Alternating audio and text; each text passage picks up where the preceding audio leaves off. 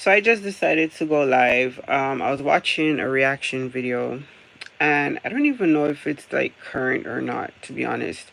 But I think it is current. So it's about Brian McKnight and his son Nico. His son Nico passed away from um, cancer. And so for those of you who know the story, you know the story. For those of you who don't, like, there's just a quick backstory because I'm literally just learning about this. Haven't heard about Brian McKnight in so freaking long. I had no idea that he had all this family drama going on. So apparently he has four older children from like three different women.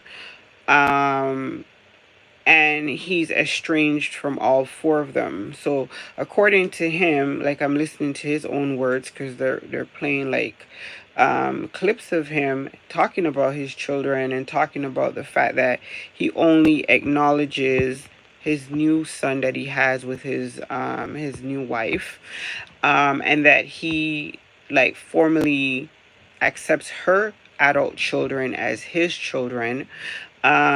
He tweets things like her son is the real Brian McKnight Jr. Just, her daughter is like the daughter he never had. Just really, really horrific things that I never would have thought Brian McKnight would have been capable of doing. It's so crazy. Like, it's completely like, if you're like in my age group, so I'm gonna be 47. So if you're like in my age group, you grew up back in the day with Whitney Houston, Brian McKnight, and all the rest of it, right? So like, the image that we know of him is not what we're seeing here. Like, a father who doesn't acknowledge his children, says that they're from sin, they're born in sin, so he doesn't acknowledge them, and just some totally narcissistic stuff, right? So okay, so his son has cancer and he's passing away, and apparently the son tweeted about it, and like, he reached out, trying to reconcile with him, because he's gonna pass away, and he said all he wanted was, like, to hear his father say like he loves him again and stuff like that. And Brian McKnight was not able to do that. And it's crazy, like, he literally told him, I can't tell you I love you.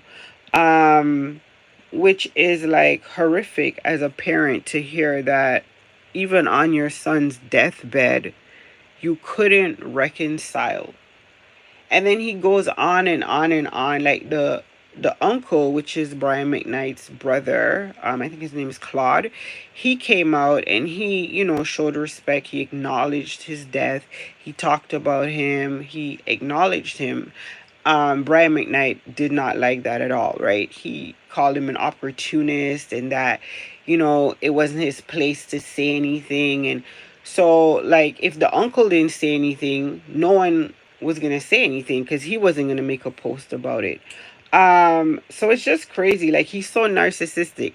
But for me, like, personally, there are some comments that he made that just, for me, it's not about narcissism.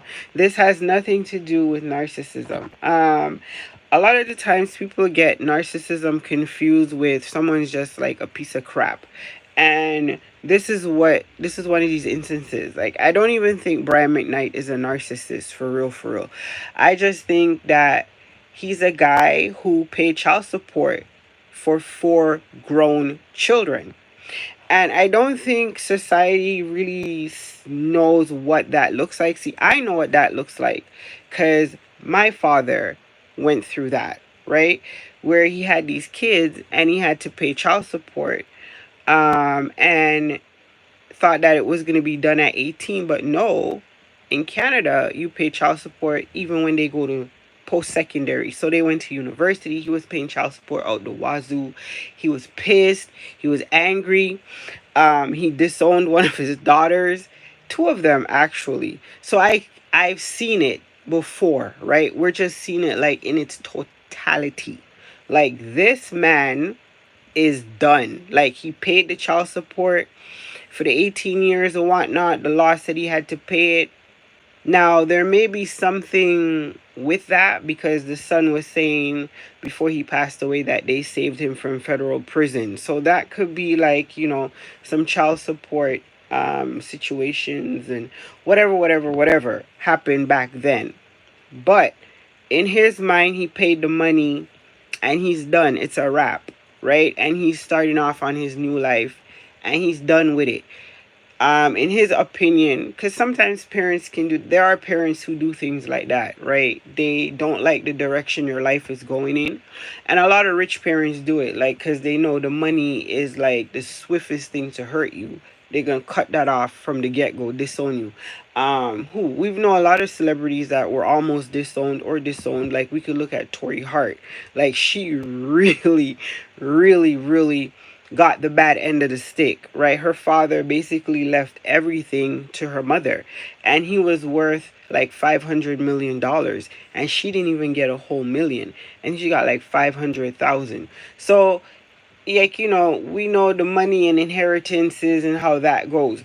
But I think what we are seeing, when I listen to him and when he talks about the fact that he paid the child support and all of that, it's like, I don't know if any of you guys keep up with NBA YoungBoy. Like, when you have a kid with him, he make you either you sign the waiver, you get I think it's how much, couple mil up front, and like, you don't contact him ever, like, for anything. Don't contact him for nothing, not even bone marrow.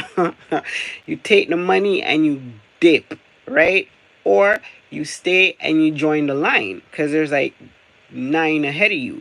So there are people who have these crazy, parenting things going on. We could talk about Nick Cannon. We could talk about just different, parenting styles. This guy right here, this is somebody who's pissed off and feel like they already paid into this, and they paid it for 18 years and they're done with it. Now, is it cold and cruel? Yes, it is. But when I talk about, a lot of people probably take it the wrong way. When I talk about, like, as a female, if a guy is not interested in being a father and all of this stuff, like, sometimes you just have to take it on the chin and raise your kid on your own. If someone, like, for instance, who is it that's going through something similar like this? Lil Baby's baby mother, for his older son, right? She had a kid with the football player guy, and he told her from jump, like, he didn't want no kids, and she thought he was playing, and then she had the kid, and he signed over all his rights. He don't even want to see the kid, and like, it's a lot going on social media over that, and people are finding that so hard to absorb, because a lot of women have children, hoping when the kid comes, it'll change how the person feels.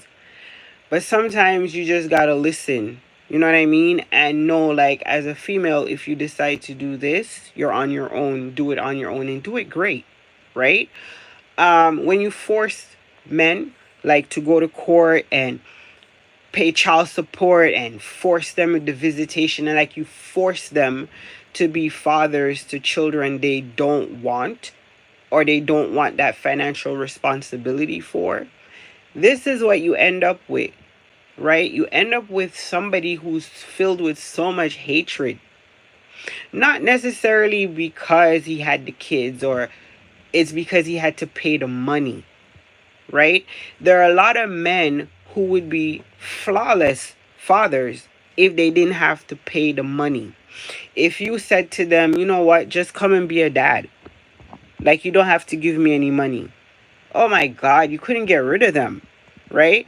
But the minute you bring up child support, or you take them to court to dip into their paycheck and stuff like that, man, you activate that hatred. And I've seen it so many times, and it's just not worth it. You know what I mean? Having to drag and pull somebody to be a parent. Being a parent is something that should come naturally, and you should do it because you want to and because you love your children. They shouldn't be a bill. If they're a bill, after about 5 years of paying that bill, you're gonna get tired. You're gonna hate that bill, just like we hate paying bills, right? You're gonna hate that bill. Eventually, 18 years will go by, and you don't even see your kids anymore. You just see a bill, like a albatross around your neck. Like you just can't wait for them to turn 18 or 21, so you could just never have to deal with any of this ever again. And it's unfortunate, right? But this is the reality. Like, it's the money. It has nothing to do with anything other than the fact that he paid that child support for them 18 years for them 4 kids that are now grown adults, right? So, like, it's sad for him. But like I said in my comment under one of the videos, like, that's for God to judge. That's a level of depravity right there that is not humanly possible to judge. Like, we're gonna sit on the internet. This stuff just hit the internet. So his son just passed. Again, rest in peace to his son Nico, right? He's no longer in pain, and he's with the true father who loves him unconditionally. Um, if it's the same God that I know, that I grew up knowing about, you're going to have to really convince him how, as a parent, you were able to turn your back on your children and cut them out of your life to the point where you've replaced them with other children that are not biologically yours. I don't think people understand that children are a blessing, right? And it don't matter if they're like 5 months or like 50 years old, they're still your children. And you do things to hurt your children that were given to you by God, you're going to have to answer to that. Now, judgment on earth can't be like enough. Like, but that karma, that karma is deadly.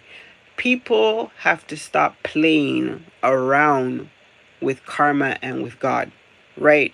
Because it don't even have to be Brian McKnight. He has a biological son that he's now named Brian Jr., right? He has a wife and other stepchildren that he has now considered family.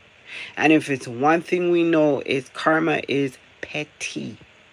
Okay, so that's why you have to always be careful of the things that you're doing. And to cause a dying man to cry on his deathbed is like right up there with like unforgivable stuff. You know what I mean? Like, that's really, really some cold stuff. And then to say they were born in sin, like you weren't there taking part in that sin, and because you're married now, that negates the 4 times you committed sin. Like, what are you talking about here? Like, he's such a weirdo, right? But it's not convincing me. All this smoke and mirrors, all this oh, I hate my kids, and all this, oh my God, Brian McKnight is such a narcissist, and all this other stuff. To me, it's the money, right? It is the money. And the minute he mentioned he paid child support, he reminded me of my father and other men that I've heard over the years carry on because they were financially obligated to support children that they laid down and created. And it's unfortunate, right? But this is the world that we live in 2025. And I think people are fully aware that a parent can hate their children. Children can hate their parents, right? There's no longer this barrier in front of our eyes that it's like it's unthinkable. No, it happens more than you know. So unfortunately, that's the route he's chosen to go with it. And I'm not going to really talk about this much more other than I had to react to it in the moment because I read the comments and I was tempted to comment some stuff too about the narcissism because he's given narcissist. But the minute he mentioned the money, I was like, oh yeah, okay. We know what this is about. It's like I said before, like a lot of people won't agree with what I'm saying in terms of child support and all of that.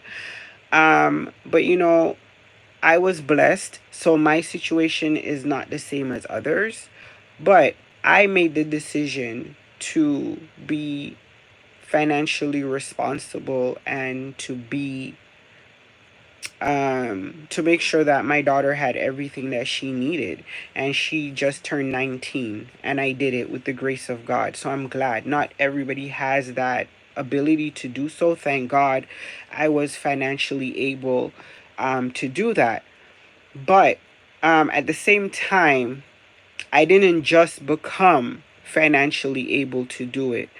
I made a conscious decision to not to have to financially depend on anyone to take care of her. So I did what I needed to do. I made that decision as a parent, um, to kind of align my life that way so that I wouldn't have to have these horror stories that I saw everybody else having.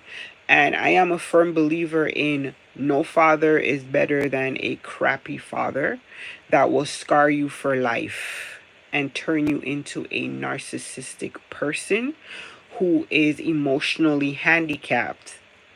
And it just reverberates throughout your life into your parenthood, your relationships, your work relationships, everything.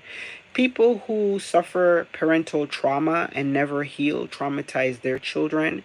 And if they don't recognize what that is and put a stop to it, is what we like to call cut off those generational curses, it will continue, right? So I am a firm believer in no father is better than a crappy father who will scar you for life, because those type of scars and those type of wounds run so deep that there isn't really a therapist that can heal that for you. And this is what we saw played out here when he reached out to his father on his dying bed because nobody could heal that wound for him that he had in his heart. And his father was not able to be a father and cross that divide, be the adult and cross that divide and be what a parent should be to their child. It's very sad. Um, and I know there are a lot of parents who will agree, like, there is nothing that your child can do that will have you be this cold towards them, not even to be there when they're dying. Um, that's a whole other level. And so, like I said, that's only something that God can deal with, because this runs too deep for us to even start to unpack. So I'm just gonna leave it at, rest in peace to his son, and may God have mercy on everybody involved, and may God bless and keep everybody involved. And we'll leave it there. Thank you guys so much for listening. Leave your opinion in your comments down below. Shout out to my Purple Heart member gangs. You guys will see this long after I've uploaded it on YouTube. So shout out to you guys. Thank you guys for all of your support from now. And we'll catch up with you guys in another video. Deuces.